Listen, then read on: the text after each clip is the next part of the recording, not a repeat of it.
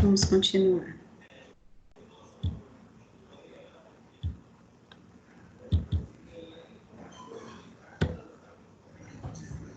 Então, quando a gente fala desse sistema especializado de excitação e condução cardíaca, é o sistema que favorece, tá, essa excitação e condução cardíaca, ela vai controlar todas as contrações que são cardíacas. Como eu falei para vocês que o coração, ele é uma bomba que contrai e propulsa. Então, ele vai ser constituído por quem? Pelo nodo sinusal e também o nodo sinoatrial, tá? Essas vias internodais e nodo atrioventricular são chamados de feixes de His e fibras de Purkinje, tá? Que tem o controle dessa excitação e também esse controle de contrações cardíacas. Então, quando a gente fala de nodo sinoatrial ou sinusal, a gente quer dizer o seguinte, que é uma pequena região de aproximadamente 3 milímetros de largura e 15 milímetros de comprimento e 1 milímetro de espessura.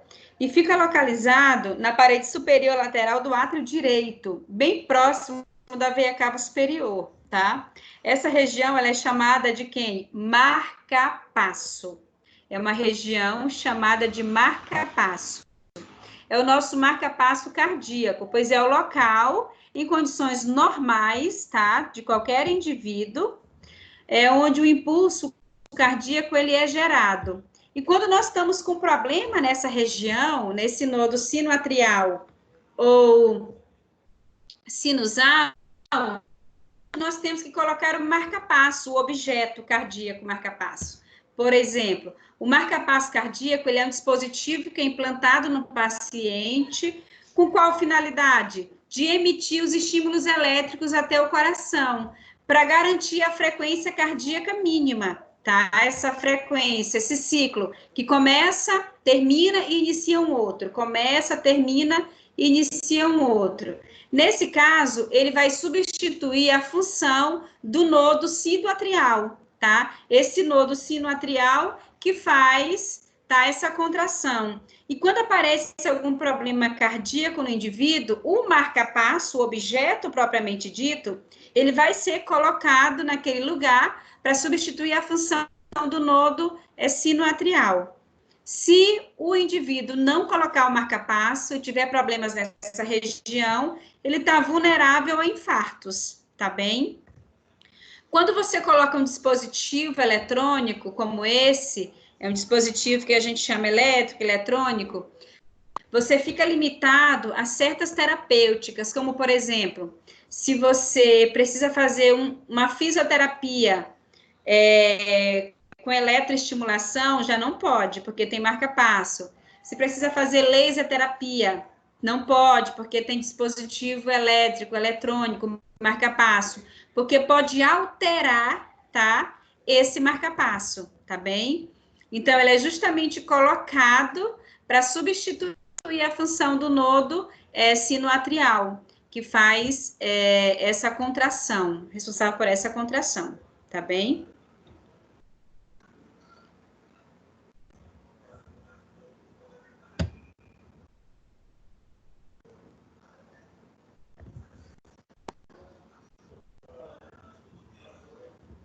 Então, esse aparelho, pessoal, ele é recomendado para pacientes com frequência cardíaca lenta, que é a bradicardia, tá?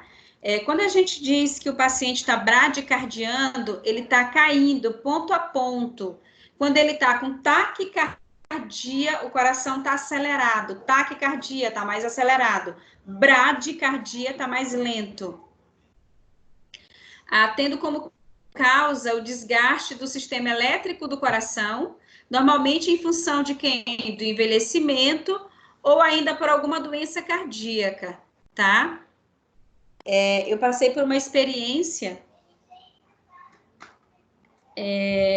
algum tempo atrás, mais ou menos uns 5 anos atrás, tá? Que é essa experiência de bradicardia. É um caso clínico que eu vou contar, né, para vocês. Numa manhã de domingo, o meu pai, ele amanheceu se sentindo mal. Sintomas de virose, né? Sintomas virais. Febre, febril, mal-estar, dor no corpo. E ele foi levado ao pronto-socorro. A minha irmã, ela trabalha nesse hospital até hoje, e ela trabalha nessa equipe da UTI até hoje, né? Faz parte da equipe da UTI. É em uma outra cidade, não é aqui em Imperatriz, tá? Quem trabalha em UTI aqui em Imperatriz sou eu. E ela foi acionada pela minha mãe, que meu pai estava com sintomas de virose. Minha mãe, por muito tempo, ela foi enfermeira também, já está aposentada, mas sabe, né, quais são os sintomas virais comuns de uma virose.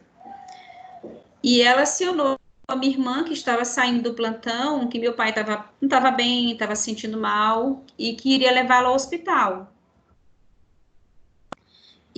E ele deu entrada nesse hospital relatando as suas queixas, né, relatando a sua sintomatologia, que era mal-estar, febril, peso na cabeça, sintomas comuns de uma virose. Na verdade, esses sintomas eram indícios de uma infecção, provavelmente infecção urinária, isso no domingo. Como eles estavam no interior, né? E aí ele foi hospitalizado, foi monitorado, foi hidratado. E esse quadro, ele evoluiu, tá? Na terça-feira, ele já estava num quadro de pneumonia, porque se você tem uma infecção bacteriana e se você não entra imediatamente com antibiótico para combater essa bactéria, a bactéria tende a se multiplicar e assim vão formando novas infecções, né, em outros órgãos, até virar uma septicemia, que é a infecção generalizada. E na terça-feira ele estava num quadro de pneumonia. Por estar num quadro de pneumonia e por se tratar de um idoso de 80 anos, acharam por bem levar para a UTI. E ele foi levado nessa terça-feira para a UTI. 2 dias depois que ele entrou no hospital falando, ele foi levado à UTI. E ali ele precisou ser entubado, porque o fator idade, né, 80 anos, uma pneumonia cansa um paciente desse, porque você está com uma bactéria pulmonar, né? Então, para você ser monitorado mais de perto, é melhor que fique em ambiente de UTI, terapia intensiva. E ele foi para a UTI, eu já morava aqui em Imperatriz, fui acionada, desci para lá, viajei, mas a gente não teve muito sucesso. Quando eu cheguei lá, eu não fui de imediato, eu tinha muitos pacientes para atender também, eu estava com uma demanda muito grande de pacientes. Eu já falei para vocês que eu trabalho como fonoaudióloga clínica e hospitalar, e uma das minhas áreas de atuação são pacientes que estão na UTI. E quando eu cheguei lá, esse quadro já tinha se agravado muito. Mas o que favoreceu um agravo desse quadro? O fator idade, tá? Lembra que a gente leu aqui anteriormente que o que pode levar a essa dificuldade, né, de contração e propulsão cardíaca é o fator idade, o envelhecimento, tá bem? E aí, enfim, ele foi para a UTI e de domingo, quando ele entrou no hospital, ele adentrou a UTI terça-feira, ele passou o resto da terça, a quarta, a quinta, na sexta-feira ele infartou fulminante, tá? Ele infartou fulminante. O que aconteceu? Aí nós já tínhamos pedido a remoção dele para São Luís, a transferência, né? Porque quando você tem um quadro de pneumonia desse instalado, como eu já falei, acontecem outras infecções, e ele começou a comprometer o sistema renal. O sistema renal começou a entrar em falência renal. Então, a gente precisava de uma UTI cardio, mas com hemodiálise. Uma UTI cardio com diálise, né? Então, nós solicitamos a transferência. Eu já estava em Barreirinhas, porque foi em Barreirinhas que ele adoeceu. Solicitamos a transferência para a capital. A transferência foi concedida. E então, minha irmã acompanhou, eu também acompanhei ele até São Luís. Mas ele não resistiu. Ele, na sexta-feira, na verdade, de quinta para sexta, nessa virada, né, da madrugada, ele bradicardiou até ir a óbito. O que é bradicardiar até ir a óbito? Ele estava pulsando o ciclo cardíaco dentro do que a gente considera padrão de normalidade, com saturação mais ou menos de 90, saturação de 90, frequência cardíaca de 100, 105, e essa frequência cardíaca, ela começou a bradicardiar, ela começou a cair ponto a ponto. Então, 104, 103, 102, aí 101 foi caindo. Nesse momento, entrou-se com adrenalina, com os socorros ali imediatos, né? Mas, enfim, ele bradicardiou até ir a óbito. Então, ele bradicardiou até zerar, tá? Todo esse ciclo cardíaco. E aí a saturação foi junto, foi saturando até ir a óbito. E a gente presenciou tudo isso. Tá bem? Então é isso, um caso clínico, né, que eu conto a vocês, porque eu vivenciei muito de perto esse caso clínico. Vivenciei vários outros com pacientes em ambiente de UTI, mas esse é porque realmente me marcou muito. Mas vamos adiante, tá? Então, vocês já sabem que bradicardiar é o coração cair ponto a ponto até o indivíduo ir a óbito. E a taquicardia é quando o coração está mais acelerado, tá bem? Professora? Oi. Mais ou menos em Pode quanto perguntar. tempo? Mais ou menos em quanto tempo? Isso aconteceu? De começar a queda até o...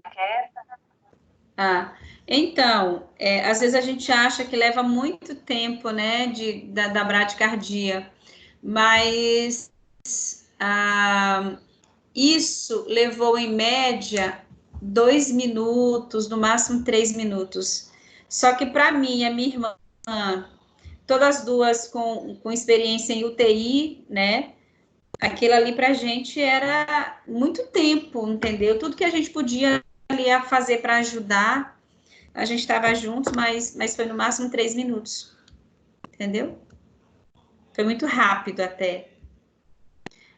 Idoso, 80 anos, em um quadro de infecção é muito difícil. O organismo não tem imunidade para combater esse tipo de infecção, entendeu? Não tem mesmo. O fato da transferência, sai de uma cidade, vai para outra, mas a gente fez a opção pela transferência na tentativa de que ele sobrevivesse, né? Então, era uma possibilidade e a gente agarrou, né, abraçou como tal. Mas a gente imagina que essa transferência, uma viagem de 2 horas e meia, pode ter influenciado também, porque eu lembro que nesse percurso foi consumida toda uma bala de oxigênio, precisou de oxigênio, e aí o médico estava ali, né, tinha uma equipe, na verdade, conosco, para dar esse suporte, porque a gente não tinha a menor condição, né, as filhas não tinham a menor condição. Mas isso não passou de 3 minutos, tá bem? Ok? Vamos adiante.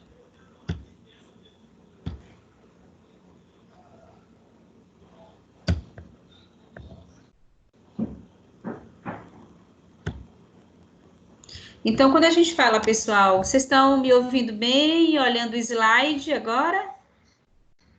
Sim, Estão me ouvindo bem? Então, a histologia dos vasos sanguíneos. Quando a gente fala dessa histologia, os vasos sanguíneos, eles são constituídos por 3 camadas, né? A túnica, uma túnica íntima, que a gente chama, uma túnica média e uma túnica adventícia, tá? Então, os vasos é como se eles tivessem revestimentos, 3 revestimentos, tá bem? Vamos só admitir quem está pedindo para entrar. Só um pouquinho.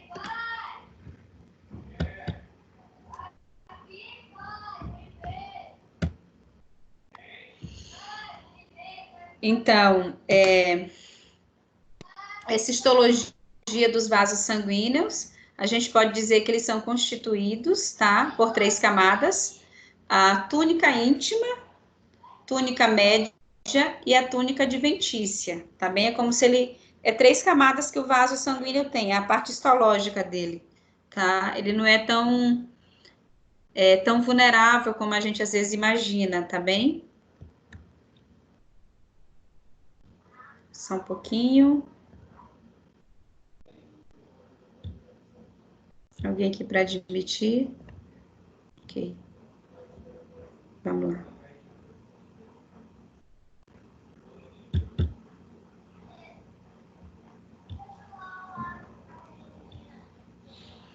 Então, a artéria, por exemplo, a artéria aorta.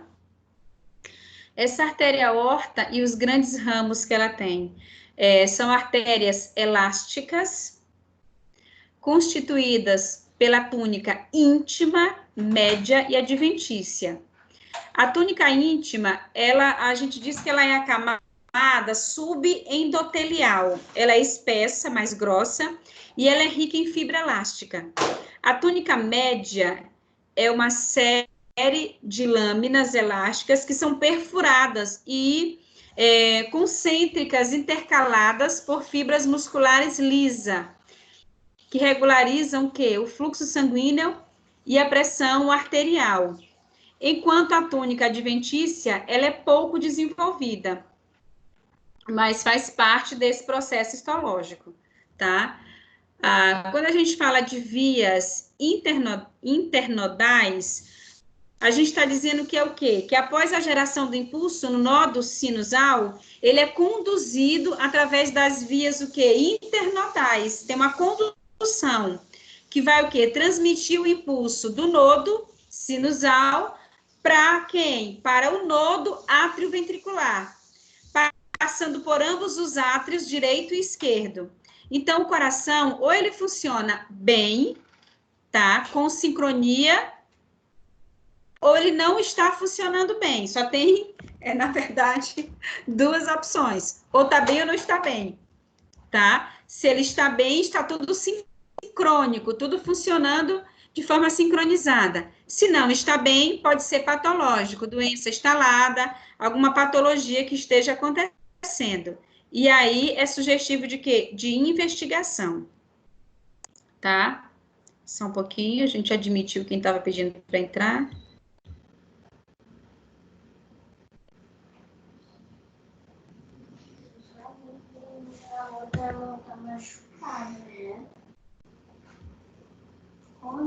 Quando eu faço assim, ela dói.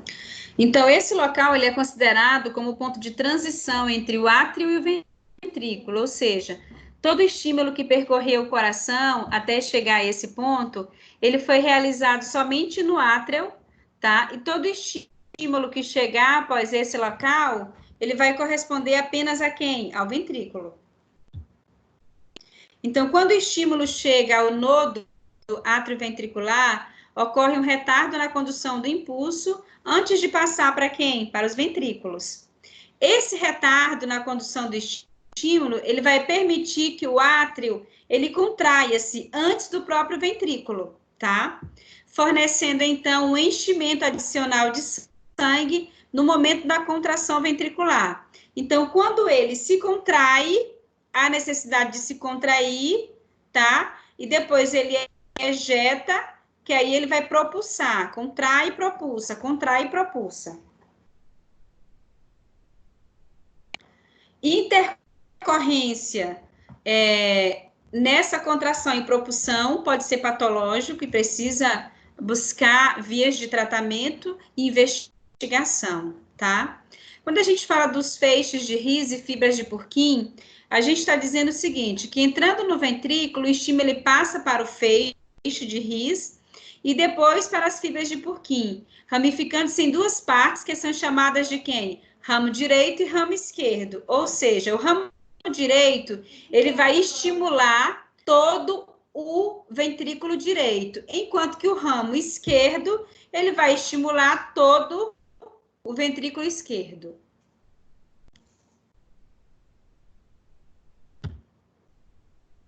A artéria aorta, tá? A gente já falou dela, que ela é bem grande e tem os ramos, né? Só um pouquinho que eu voltei em vez de passar.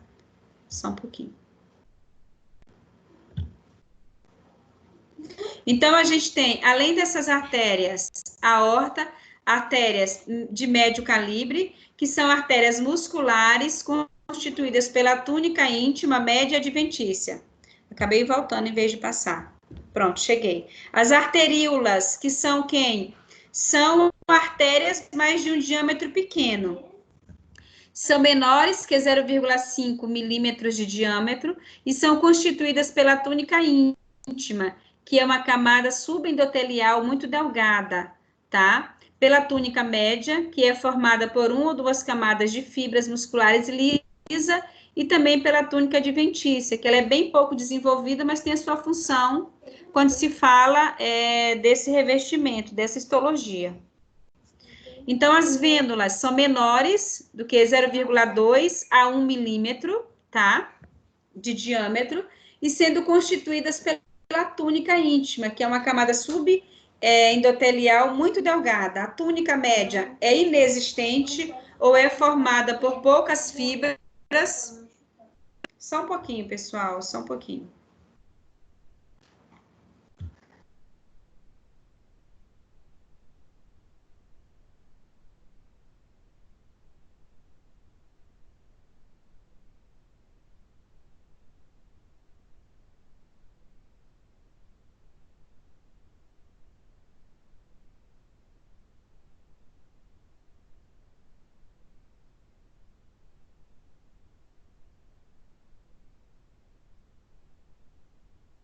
Ok, vamos lá.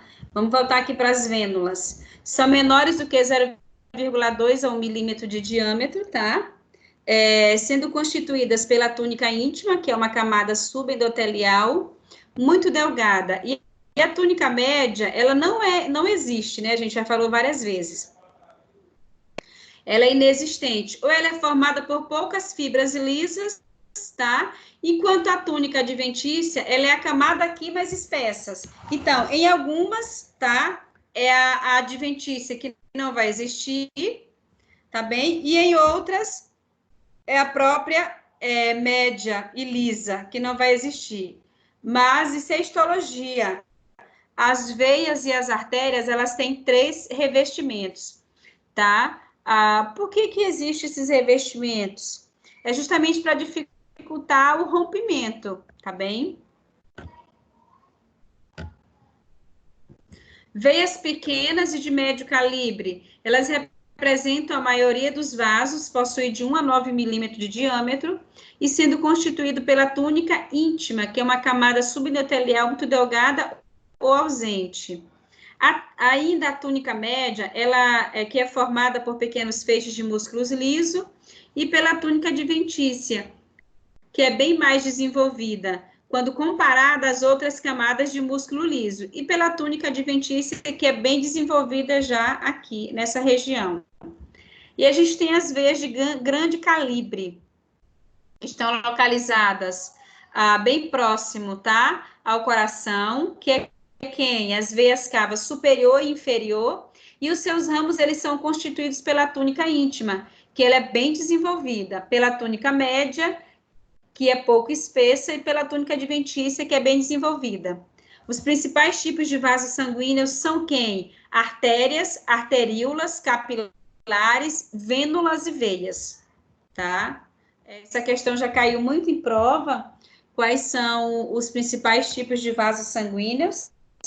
Que aí a resposta, né, é essa aqui. Que às vezes a gente coloca só artéria, arteríola e veias. Não, é artéria, arteríolas, capilares, vênulas e veias, tá? Todas elas fazem parte da histologia. Então, quais são as funções dos vasos sanguíneos? as artérias, elas são responsáveis pelo transporte, né, por transportar o sangue para longe do coração. E esse transporte, ele é realizado sempre sob alta pressão até os tecidos. Ela possui paredes vasculares fortes e o sangue flui bem rapidamente. As grandes artérias, elas vão se dividir em arteríolas, que são ramos finais do sistema arterial. E à medida que as arteríolas entram no tecido, ramificam-se, tá? Em vasos que são chamados de capilares, tá? As arteríolas, elas vão atuar como válvulas de controle pelas quais o sangue é lançado nos capilares e possui uma parede muscular muito forte, possibilitando o quê? O fechamento total de dilatação por várias vezes, permitindo, então, alterar a capacidade de fluxo sanguíneo para os capilares de acordo com a necessidade dos tecidos.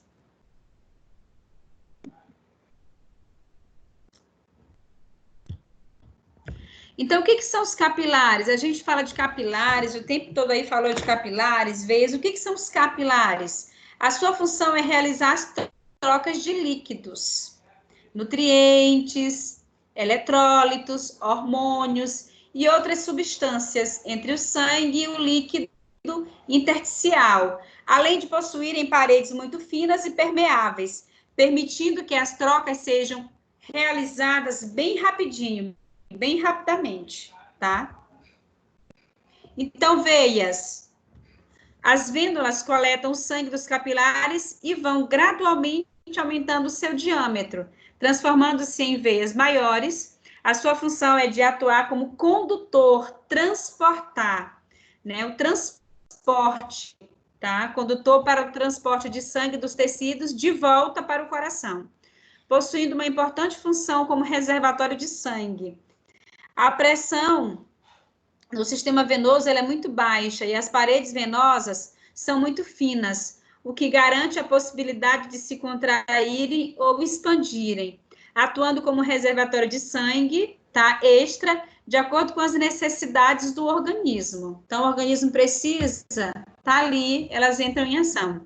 Às vezes possuem uma camada, né? Elas possuem uma camada que ela é muito característica, que tem uma característica bem especial, que é a presença de válvulas existentes praticamente em todos os segmentos venosos. Então, elas vão ter ali o que? Válvulas que são responsáveis pela abertura e fechamento, principalmente onde? Nas extremidades inferiores, que vão auxiliar o retorno do sangue de volta para esse coração. Então, ele vem do corpo, tá? E volta para o coração. A maior quantidade de sangue está localizado nas veias sistêmicas, onde aproximadamente 85% de todo o volume sanguíneo está na circulação sistêmica, a circulação do nosso corpo. Com 65% nas veias, 13% nas artérias e 7% nas arteríolas e capilares sistêmicos. O coração, ele contém 7% do sangue e os vasos pulmonares, em média, 8%. Mas a gente acha que é muito, né, o coração, mas na verdade não é, tá? A circulação sistêmica é que é responsável por tudo isso, né? A função do coração é contrair, é a bomba contrátil propulsora. E o pulmão é a troca gasosa que há, que a gente falou logo no início, tá?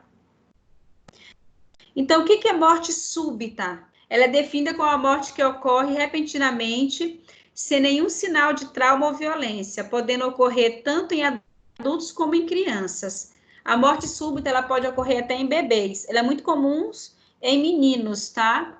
Bebês do sexo masculino. Na maioria dos casos, ocorre nas primeiras horas do dia, podendo acontecer na primeira hora ou nas primeiras 24 horas após o aparecimento dos sintomas, tá? Podendo atingir pessoas saudáveis, pacientes, sedentários ou até atletas. Eu queria que vocês pesquisassem sobre a morte súbita. Um dos trabalhos que eu vou solicitar hoje é sobre a morte súbita. Anotem aí, por favor. Morte súbita.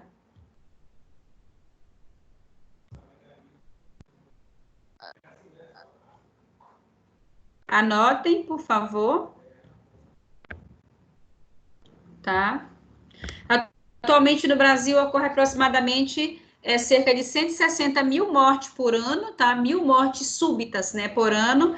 Essas pessoas estão aparentemente bem, conversando com a família, amigos, andando e, assim, num shopping, um momento de lazer, e, de repente, a pessoa tem uma morte súbita. Então, por que que isso acontece? Qual é a razão disso? O que que leva a pessoa a ter uma morte súbita? Tá? Anotaram sobre a pesquisa, morte súbita? Para entregar quando é? A outra pesquisa, vamos lá. Por que que adultos jovens em idade média, né, eles infartam mais do que idosos? Por que que o infarto ele é mais comum em adultos de idade média do que idosos? Idade média que eu falo antes dos 40 anos. A gente falou sobre isso. Não. Isso já foi passado em sala, professora. Ah, vocês já pesquisaram, né? Essa aí nós já pesquisamos. Eu já solicitei, né? Mas Sim, eu solicitei para odonto, farmácia eu não solicitei. Brenda? Felipe? Cláudia? Brenda, Não que eu me Felipe, lembre, Cláudia? professora. Acho que pra gente não. Quem está falando Acho que comigo é a não. Cláudia, A né? Cláudia. Isso. Cláudia, Para de isso. farmácia, não. Não, então vocês vão pesquisar, tá? Repete de novo, Por que professora, que por favor. adultos jovem, idade média, eles infartam mais do que idosos?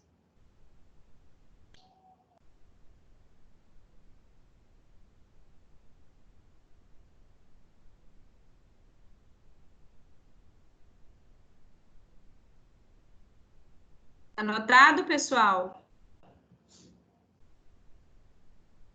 Sim, professora. Ótimo. Esse então vamos trabalho adiante. do infarto é só para passar o de farmácia? Porque odonto já, a turma da Jaque já fez, a turma do Márcio já fez, Márcio Eu sou fez da na turma do Márcio, eu não lembro de ter feito esse Pronto. trabalho, não. Pois, Cauana, você já anota aí, tá? Eu Tá, ok. lembro que a turma da Jaque, da Marilane, já fizeram, mas a do Márcio e a de farmácia não, porque não estava em salada. Quando eu solicitei esse trabalho, acho que não estava em salada, alguma coisa assim. Mas pode fazer, a turma do Márcio e a Tá, turma ok. da Brenda e do Felipe, de farmácia. Tá? Vamos lá, vamos adiante. Então, anotem aí, pessoal, as pesquisas. A gente vai dar um prazo maior para vocês, não é só 24 horas, não, fiquem tranquilos. Mas no final a gente combina o prazo, tá? Vamos adiante.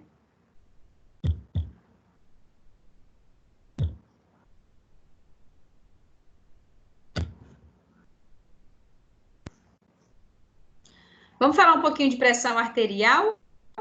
Vamos lá? A pressão arterial é PA, né? A gente chama muito de PA, principalmente quando a gente está escrevendo nos prontuários, PA, tanto por tanto.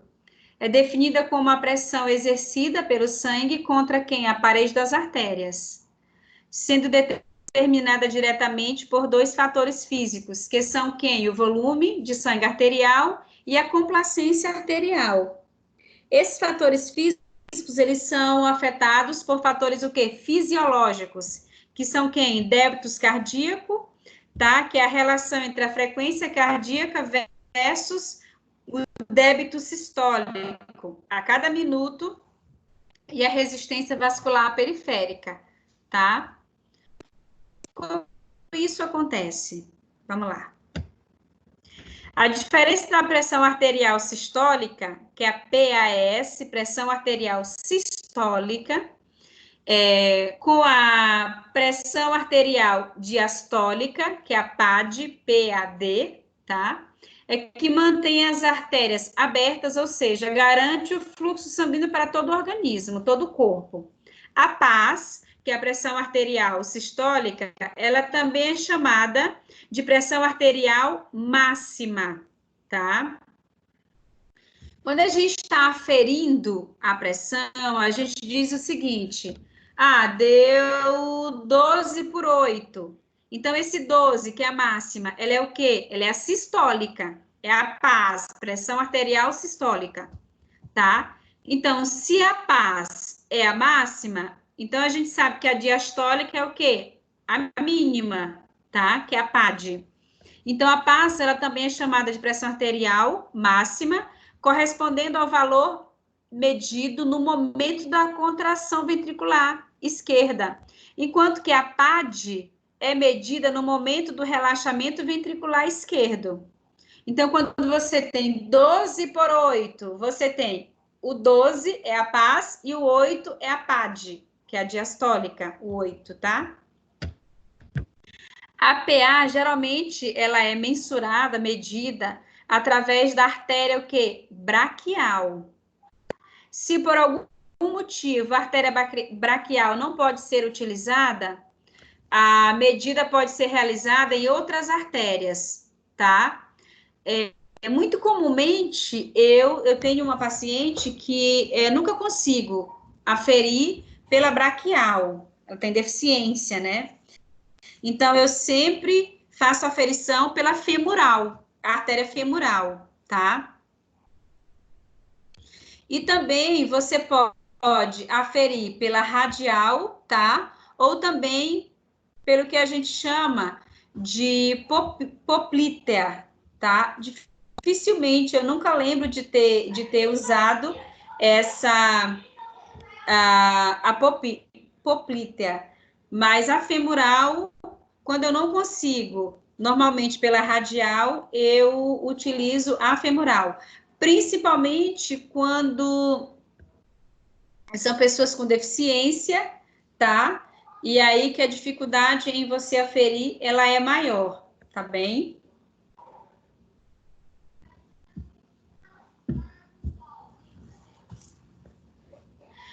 Aonde que fica, pessoal, essa poplítea? Onde é que fica essa artéria? Ela é a continuação da própria femoral, tá? É na parte do segmento distal da coxa, já no finalzinho, tá? Ao final da transição dos terços proximal e médio da tíbia, tá bem? Mas comumente a gente vê até também em ambiente hospitalar na femoral, tá? Mas é isso, mas você já sabe, não conseguiu pegar na artéria braquial, vai para femoral, tá? A radial também, que é do rádio, né? A gente tem uma classificação que é usada por D'Angelo e Fatini, tá? Você pode ter uma alteração leve nesse quadro, tipo assim, de D'Angelo e Fatini para tortora, mas muito pequena alteração, tá? Então, aqui o normal de uma pressão, tá? Professora? Oi? Mas isso como é que pode falar, parâmetro? Ou cada pessoa tem o seu normal? Não, existe um parâmetro, uma aferição para seguir como base, um protocolo, tá? Para seguir como base. Cada pessoa pode ter o seu normal dentro desse parâmetro. Por exemplo, geralmente a minha pressão, da Conceição, ela ou tá 10/8 ou 11/8. Para algumas pessoas, isso é baixa, mas para mim tá normal, não sinto nada, nenhuma indisposição. Mas algumas pessoas, com um valor desse, né, pode sentir indisposição, entendeu? Então, existe um protocolo que a gente precisa seguir, que se considera normal, tá? Mas dentro do protocolo. É o que eu estou te dizendo. A minha dá 11/7 e eu não sinto absolutamente nada, nenhuma indisposição. Então, dentro desse protocolo, e a minha questão fisiológica está normal. Eu sei. Então, assim, no caso, assim, sendo menor de 13/8, né, um exemplo, estaria no normal ali daquela pessoa, né? Uhum. No caso, assim, da senhora, que é 10/8. 10 por 8, 11 por 7, não dá isso não tem nenhuma disposição, tá? Então, dentro dessa classificação que a gente trouxe do Tortora, e da Angelique Fatini também, a gente tem uma pressão normal que é menor que 130, né? A pressão arterial que? Sistólica, tá bem? A paz, que é quem? A máxima, né? E a gente tem uma PAD menor que 85, pode ser menor ou igual a 85, a 8, tá? Certo? O que seria uma normal alta para indivíduos que, por exemplo, hipertensos, tá? Então, o que é considerado normal, mais um pouco alta, e para o indivíduo que é hipertenso? Uma normal alta, 13, de 13 a 13 por 9, tá? Já está um pouquinho alta, tá? A paz e a PAD de 85 a 89, tá bem? Só admitir quem está pedindo aqui para entrar. Vamos lá, vamos voltar.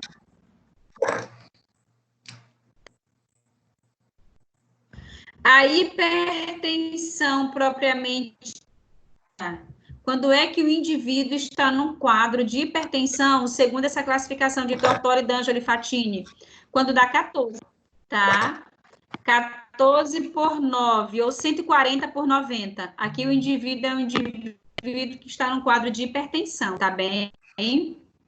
Aí tem os estágios dessa hipertensão. Estágio 1, discreta. Tem alguém com o microfone ligado, pessoal, que acaba competindo. Deixa eu só deixar aqui, por favor. Carol Miranda, microfone ligado.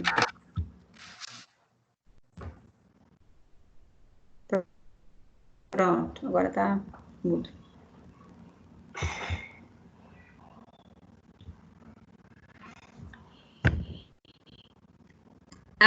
Então, hipertensão. Aí no estágio 1, discreto, fica o quê? 140 ou 159 por 90 por 99. No estágio 2, 160 a 179, de 100 a 109. E no estágio 3, a gente já tem o quê?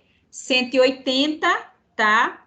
A 209 por 110 e 119. E no estágio 4, que é muito severo, muito avançado, 210, tá? Por 120, tá? Então, esses últimos estágios aqui, na verdade, desde o segundo estágio, né? Em especial, o terceiro e o quarto, um paciente que é hipertenso, ele está muito vulnerável ao AVC, um acidente vascular cerebral, tá bem? Então, a regulação da pressão arterial a longo prazo, ela é constituída por um conjunto de mecanismos que vão o quê? Ajustar rigorosamente a pressão arterial. No período de quê? O mecanismo de regulação a longo prazo, ele vai proporcionar uma regulação bem mais completa do um controle que é agudo. Indivíduos hipertensos, pessoal, tomam remédio ao resto da vida e todos os dias. E há casos que o indivíduo precisa tomar mais de uma vez por dia, e depende muito, tá, desse organismo.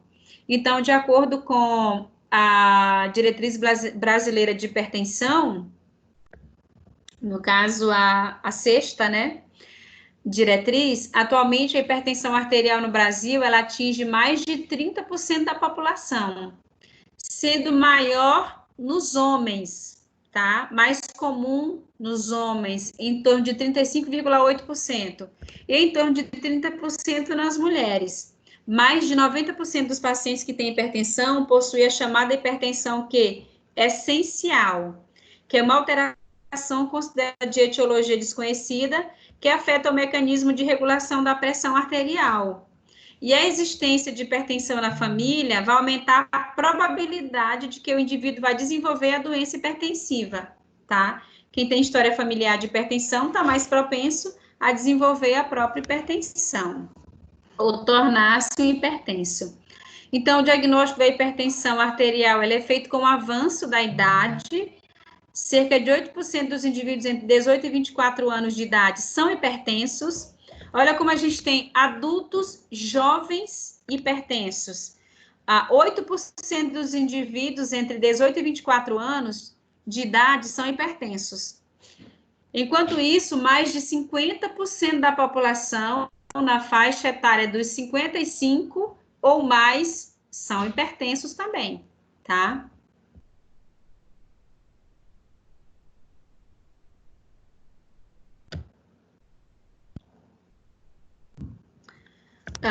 Pessoal,